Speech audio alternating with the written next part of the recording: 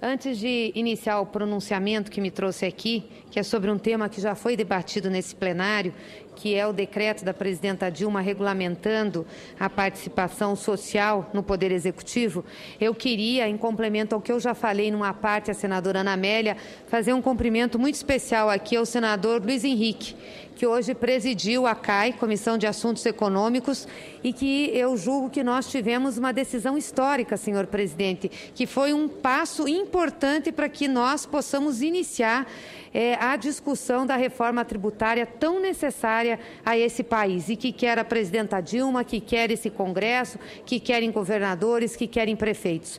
Nós hoje aprovamos um projeto que autoriza o CONFAS, com um quórum diferenciado, convalidar os benefícios fiscais já oferecidos pelos estados e que não foram apreciados pelo CONFAS. E quero dizer, senador Luiz Henrique, que muito se deve à atuação de Vossa Excelência, à sua determinação, mas, sobretudo, à sua paciência e à sua forma de articulação, de respeito, de compreensão ao processo legislativo. Então, queria lhe parabenizar e dizer que foi um importante passo dessa casa e que teve, tanto de vossa parte como de outros senadores da comissão, teve também de secretários de Estado da Fazenda, do próprio CONFAS, do governo, da presidenta Dilma, o entendimento que precisávamos aprovar essa matéria para que esse assunto da reforma tributária pudesse andar nessa casa. Então, quero parabenizar Vossa Excelência e deixar claro aqui, senhor presidente, que em nenhum momento nós estamos convalidando a guerra fiscal. Já ouvi alguns comentários sobre isso, que o que nós aprovamos hoje, na realidade, legaliza a guerra fiscal, estimula a guerra fiscal. Não é verdade. O que nós fizemos é permitir que o CONFAS, com quórum diferenciado, convalide benefícios que já foram dados por diversos estados da federação. Aliás, por todos os estados da federação, muitas vezes sem passar no CONFAS. Isso acalma, isso dá segurança jurídica a empreendimentos importantes desse país e, a partir de agora, nós vamos fazer a continuidade desse debate. Então, acho que é importante deixar isso claro, senhor presidente, para não restar dúvida. Conceda uma parte. Concede uma parte? Conceda uma parte, senador Luiz Henrique. Na verdade, a aprovação deste projeto na Comissão de Assuntos Econômicos foi obra coletiva de muitos senadores, que contou, inclusive, com a colaboração importante de Vossa Excelência. Mas quero, no momento em que Vossa Excelência aborda essa questão da convalidação dos incentivos e benefícios fiscais, dizer que esse é um passo importante para uma ampla reforma tributária. Os estados, na verdade, tomaram a iniciativa de conceder esses incentivos como política de desenvolvimento regional, política de desenvolvimento territorial. E o resultado dessas ações foi a instalação de milhares de empresas. No meu estado, por exemplo, que tinha uma indústria já importante, mas 90%, talvez 95% dela local, teve a sua economia internacionalizada, com a vinda das empresas norte-americanas, coreanas, alemãs, japonesas, francesas, belgas, indianas. Hoje, Santa Catarina tem um cadinho de grandes empresas internacionais.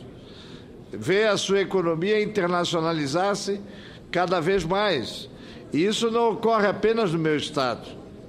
Agora, é importante assinalar que deve-se seguir a essa aprovação um programa de desenvolvimento regional que se estabelecerá pela criação dos fundos de desenvolvimento regional e de compensação, que serão objetos de deliberação junto com as alíquotas unificadas do ICMS. Então, é preciso dizer que isso é uma parte. E, no momento que nós tivemos as alíquotas unificadas e que tivemos os dois fundos em funcionamento, no momento que nós negociarmos a criação desses fundos, aí o país terá política de desenvolvimento regional como um todo. E nenhum Estado precisará mais tomar iniciativa contra as normas constitucionais de fazer a sua política de desenvolvimento regional. Obrigado e parabéns a Vossa Excelência. Que agradeço, senador Luiz Henrique, e concordo plenamente com a avaliação que Vossa Excelência faz e, com certeza, agora a nossa responsabilidade, os desafios que temos perante essa matéria e o país são muito grandes, né? Tenho certeza que vamos tentar, da melhor forma, corresponder a ele. E vamos iniciar amanhã com um debate, uma discussão importante para a nossa federação. Mas eu queria, senhor presidente, senhores senadores, tratar aqui de um tema que já foi tratado nessa tribuna pelo senador Requião, foi objeto de aparte de vários colegas, que é o decreto 8.243 de 2014, o decreto da presidenta Dilma, que trata essencialmente de um decreto de organização da administração pública federal em relação à participação social prevista na Constituição Federal. Todo o poder emana do povo, o que o exerce por meio de representantes eleitos ou diretamente nos termos desta Constituição. Infelizmente, nós tivemos uma votação na semana passada na Câmara dos Deputados e o projeto veio a esse Senado da República sustando o decreto da presidenta Dilma, um decreto legislativo sustando um decreto do Poder Executivo. E vi hoje no jornalzinho do Senado que muitos senadores pretendem que se dê regime de urgência a essa matéria, por interpretarem que a matéria fere o Poder Legislativo, fere a autonomia do Poder Legislativo, interfere grandemente nas prerrogativas de representação dessa Casa do Congresso Nacional. Queria dizer aos senhores que isso não é verdade, que nós estamos fazendo uma falsa discussão, um falso debate. A presidenta Dilma, governo federal, tão somente com o decreto 8.243, quis a organização da administração pública federal em uma matéria que já é disciplinada pela Constituição Federal por lei, apenas regulamentou. No âmbito do Poder Executivo, senhor presidente, no âmbito do Poder Executivo, não é nem do Legislativo e nem também tem força aos outros entes federados. No âmbito do Poder Executivo Federal, a forma do governo e das instâncias de governo se relacionarem com as instâncias representativas da sociedade, oficialmente e legalmente reconhecidas pelo Congresso Nacional. O que faz o decreto 8.243? Ele organiza as instâncias de participação social já existentes no governo federal. Ele estabelece diretrizes para o funcionamento dessas instâncias. Ele estimula os órgãos e entidades da administração pública federal, direta e indireta, a considerarem, na gestão das políticas públicas, as instâncias e os mecanismos de participação social já existentes. E ele amplia os mecanismos de participação para toda a sociedade por meio de plataformas virtuais da internet, nas quais todos os cidadãos podem se manifestar sobre políticas públicas, a exemplo do que aconteceu com o Marco Civil da internet. É isso que faz o decreto da presidenta Dilma. O que o decreto não faz, que é importante deixar claro a essa Casa, ao Senado da República, aos parlamentares, mas sobretudo à sociedade civil, não cria novos conselhos e comissões. Não cria novos conselhos e comissões, nem instala novos órgãos na administração pública federal. Não obriga a criação de conselhos ou de outras instâncias de participação por nenhum órgão da administração pública federal.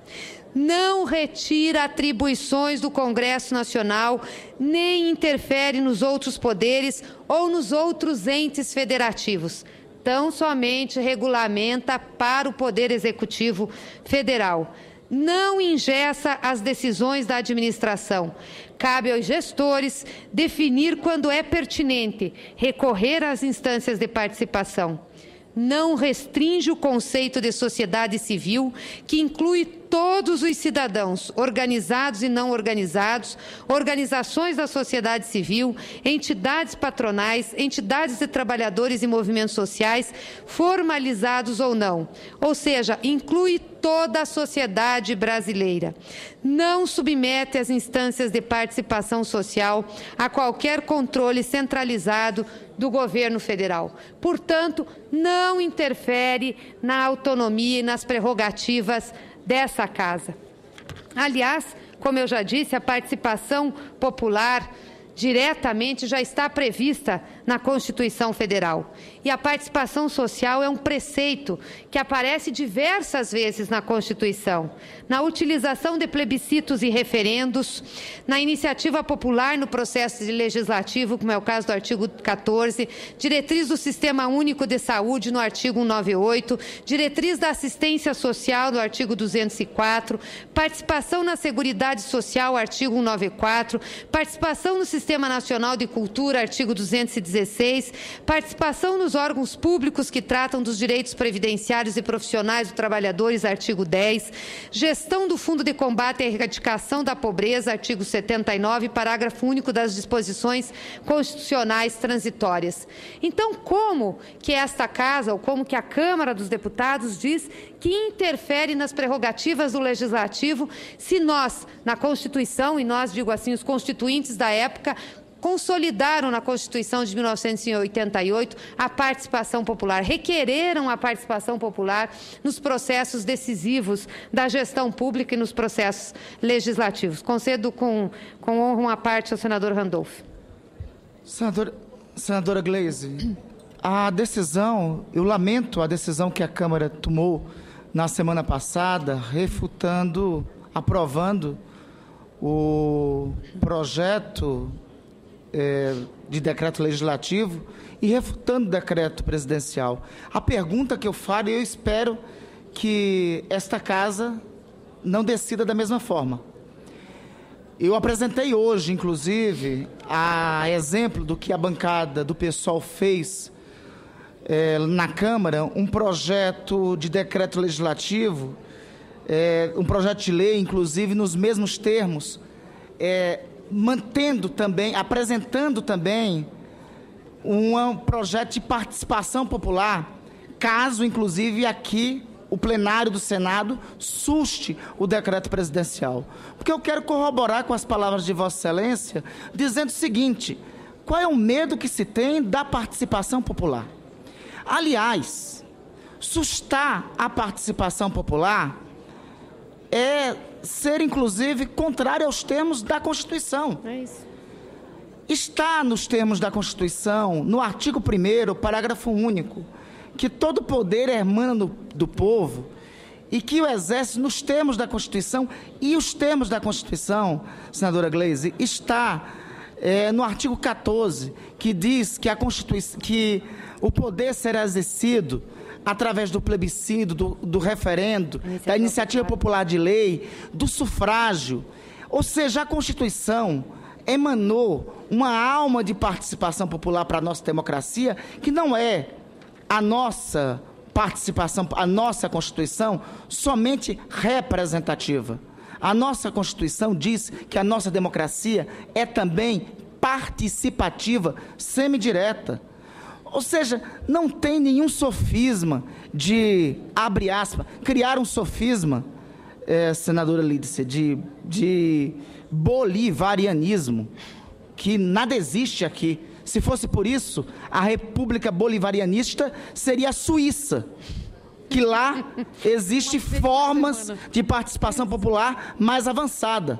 Lá, inclusive, tem um instituto chamado Abefundungsrecht, que é a própria possibilidade de revogação de mandatos da própria Assembleia por parte dos cantões suíços. Ou seja, lá tem formas de participação mais radicais, maiores, através de conselhos existentes nos cantões suíços. Este é uma forma mais radical de participação. existe uma deturpação enorme deste debate. Aliás, uma redução. Eu não sei em nome de que essa redução de participação. Inclusive, estão querendo dizer que os conselhos são de sindicatos. Ora, que reducionismo total e de partidos. Os conselhos que estão se falando são inclusive de entidades empresariais para participar, de Fiesp, de federações de empresários, de conselhos de comércio para participar deles. Ou seja, estão querendo coibir a participação social. É isso que se trata. Indevido, descabido. Eu estou com os conselhos, que, aliás, eu queria, inclusive, algo além do que está previsto no próprio decreto. Então, senadora, apoio o pronunciamento de Vossa Excelência e votarei aqui, não só pela aprovação do decreto contra o projeto de decreto legislativo, contra o projeto para sustar os conselhos, como depois, posteriormente, caso seja derrubado, seja aprovado o projeto para sustar, manteremos um projeto de lei aqui de autoria nosso, ou o projeto que virá da Câmara, para manter a ideia que está na alma do nosso texto constitucional, que é a participação política, que está na alma da nossa República, que é o instituto de uma democracia semidireta. Agradeço a parte, senador Randolph. E há muita desinformação sobre o decreto, infelizmente, né? Tentaram rotular a proposta como antidemocrática, bolivariana. Aliás, a palavra bolivariana tornou-se uma espécie de palavra símbolo da direita, para combater a esquerda, para combater qualquer manifestação popular. É como um elixir paregórico. O vocábulo bolivariano serve para tudo, desde que seja para desqualificar setores de esquerda, a participação popular, movimentos populares, né? Seria uma espécie de insulto. Eu acho que essa insistência na palavra bolivariano empobrece o debate e desvaloriza a política. E, com todo respeito, devo dizer que é preciso mais do que a utilização de uma palavra retórica para impedir o governo de respeitar a participação popular e o preceito constitucional. Aliás, como disse Vossa Excelência, nós temos diversos conselhos e entidades que se formaram, né, instituições que se formaram a partir de leis aprovadas por esse Congresso. São leis antigas, que datam de 1964, de 1970, de 1990, e que instituíram conselhos para que o Poder Executivo e mesmo o Poder Legislativo pudesse consultar, pudesse discutir, pudesse ter com esses conselhos uma ação, um espaço para realmente ir buscar apoio e buscar orientação. Então, nós temos o Conselho de Defesa dos Direitos da Pessoa Humana, que é uma lei de 1964, senadora Ana, Conselho Nacional de Combate à Discriminação e Promoção dos Direitos LGBT, o Conselho Nacional dos Direitos da Criança e do Adolescente, o Conselho Nacional dos Direitos da Pessoa com Deficiência, o Conselho Nacional dos Direitos dos Idosos, o Conselho Curador do FGTS,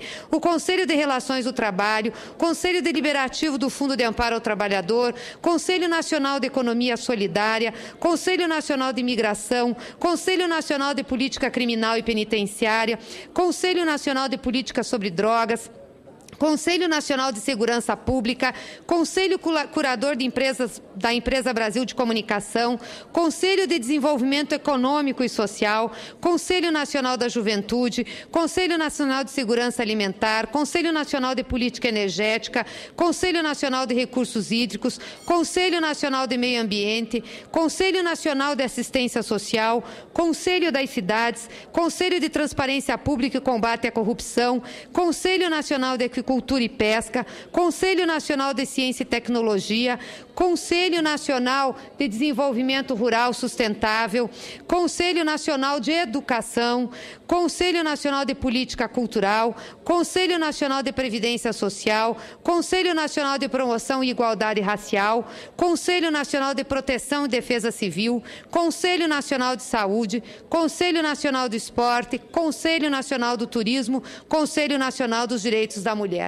Todos esses conselhos foram criados por lei, tem previsão legal. Portanto, esta Casa, o Congresso Nacional, criou esses conselhos, chancelou a criação desses conselhos, dizendo que eram instituições legítimas para que o Poder Executivo e o Legislativo pudesse consultá-los, pudesse ouvi-los para fazer a elaboração de políticas públicas. Como pode agora, o mesmo Congresso que criou esses conselhos, que validou essa participação popular, que está em acordo com a Constituição Federal, dizer que um decreto da presidenta que regulamenta administrativamente um procedimento no âmbito executivo federal pode ser uma afronta ao Congresso Nacional. Eu gostaria de saber como que chegamos a essa avaliação, se não por uma discussão de viés ideológico, político, que não quer reconhecer a participação popular. Eu ouço com prazer a senadora Ana Rita. Senadora Gleice, apenas para contribuir com essa discussão, é importante também lembrar que as assembleias legislativas nos estados aprovam os conselhos estaduais, que são também numa quantidade muito grande, tanto da saúde, educação, assistência social, criança, adolescente. Existem nos municípios diversos outros conselhos, inclusive os conselhos tutelares. Então, são diversas formas de participação social já existentes e criadas por leis municipais e estaduais, além dos conselhos nacionais. Eu quero parabenizar Vossa Excelência pelo pronunciamento, dizer que eu acredito que esta Casa, com muita responsabilidade, vai derrubar o que a Câmara aprovou, que é a derrubada do decreto da presidenta Dilma. Então, esta Casa, é importante que ela mantenha o decreto presidencial, que o decreto ele disciplina a existência desses espaços de participação social, que é muito importante para a sociedade brasileira e para o cidadão comum, que também precisa, em alguns momentos, se manifestar, e tem os conselhos como espaços também de recebimento de informações, de denúncias. É o diálogo que os conselhos existentes nos estados e nos municípios também exercem junto à sociedade organizada desses locais. Então, senadora Gleice, nossos parabéns e obrigada aqui pelo espaço que me foi concedido. Agradeço, senadora Ana Rita. E o que mais me impressiona, senadora Ana Rita, é que tentaram dar a essa votação na Câmara uma conotação política de derrota à presidenta, como se, revogando o decreto dela, houvesse uma derrota política, houvesse um problema de base de governo. Mal sabem quem está fazendo essa avaliação que a derrota não é a presidenta, a derrota é aquilo que a Constituinte de 1988 e a Constituição traz estampado em suas letras, que é o fortalecimento da participação popular e da democracia. Então, isso não é uma derrota ao governo, isso é uma derrota à sociedade brasileira, ao que nós construímos até agora de participação popular e de reconhecimento dessas instituições. Aliás, o que a presidenta faz é tão somente, como eu já disse, regulamentar isso no âmbito do Poder Executivo. Não tem nenhuma implicação no Poder Legislativo e nenhuma implicação em outro ente federado. Então, eu queria, para terminar aqui a minha colocação, dizer que criar conselhos, como o Parlamento já criou, e consultar a população, seja por meio de referendos ou mesmo plebiscitos, é ampliar a democracia, é investir na esperança de um mundo com mais harmonia e mais consensos. Nenhum país do mundo deixou de ser democrático por consultar a população. A Escócia acabou de decidir seu futuro ouvindo a população. A Itália fez um referendo sobre a privatização do sistema de água pública e 27 milhões de italianos disseram não. A Suíça, como bem lembrou aqui o nosso senador Randolph, faz referendo há 200 anos. Aliás, a cada semana eles têm um. A população é menor, o país é menor, mas temos de olhar os referendos como formas de ouvir a população, sem teorias conspiratórias. Por favor, senhores senadores, senhores parlamentares, os conselhos podem sugerir leis que depois serão definidas e esmiuçadas pessoas no Parlamento. Não vão substituir o Congresso, mas podem nos ajudar a caminhar no rumo de ouvir as pessoas, ampliando a democracia e construindo um país melhor para os nossos filhos e para os nossos netos. Espero sinceramente, senhores senadores e senhoras senadoras, que nós possamos fazer um debate com muito conteúdo, um debate à altura desse país, a democracia desse país. Acabamos de ter um processo eleitoral em que mostramos a nossa maturidade democrática, o fortalecimento das nossas instituições. Não vamos dar um passo atrás, fazendo a votação de uma matéria com um discurso simplista e que não reflete a realidade. Muito pelo contrário, um discurso que vai contra o que a Constituição hoje garante, que é o fortalecimento da participação popular. Obrigada, senhor.